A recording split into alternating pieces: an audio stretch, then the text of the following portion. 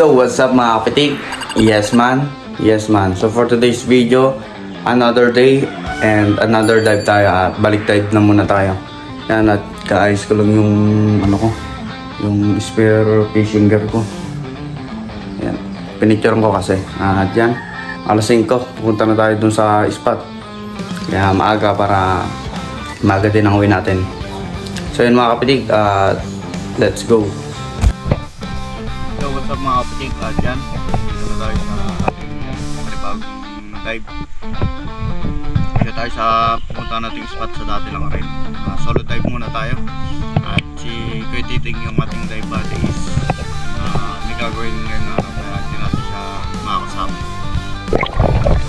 So yung mga kapitik, at nandito na tayo sa ating spot, sa dating spot. Yan, nandito lang tayo ngayon.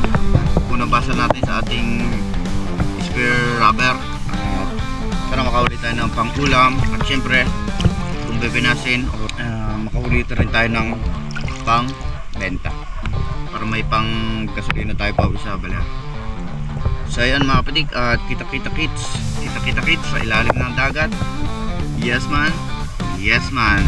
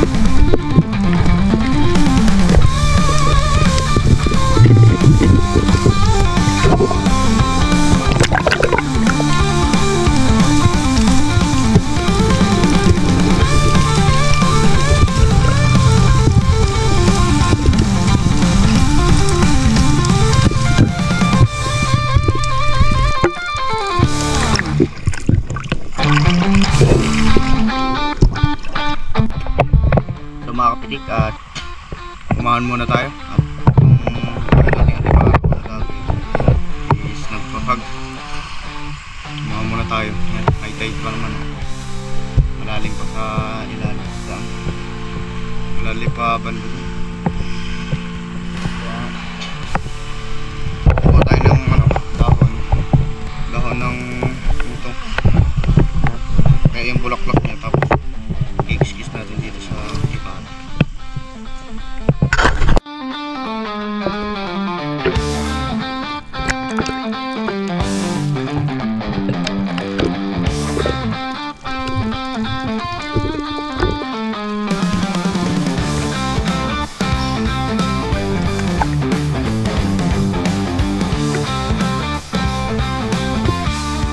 Sa mga kapitik, at yan, uwi na tayo.